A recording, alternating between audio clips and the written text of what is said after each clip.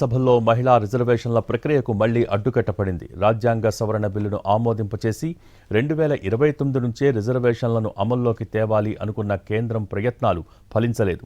ఆ బిల్లు 2/3 వంతు మెజార్టీ సాధించలేకపోయింది. సభకు హాజరై ఓటింగ్లో పాల్గొన్న 528 మందిలో 298 మంది అనుకూలంగా ఓటు వేశారు.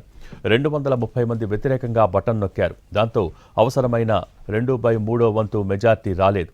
528 మందిలో 352 మంది సభ్యుల మద్దతు అవసరం కాగా అంతకంటే 54 ఓట్లు తక్కువ రావడంతో బిల్లు వీగిపోయినట్టు స్పీకర్ ఓం బిర్లా ప్రకటించారు. అయితే 2023లో పార్లమెంట్ ఆమోదించిన 106వ రాజ్యాంగ సవరణ చట్టానికి ఢోకా లేకపోయినా అమలుకు మాత్రం అడ్డంకులు తొలగలేదు.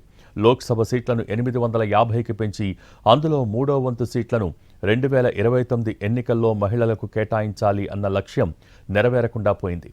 బిల్లు ఓడిపోవటంపై ప్రతిపక్షాలు హర్షం వ్యక్తం చేశాయి. మహిళలకు దక్కాల్సిన హక్కులను వారికి అందించడానికి ఇక ముందు కూడా ప్రయత్నిస్తూనే ఉంటామని అధికార పక్షం ప్రకటించింది.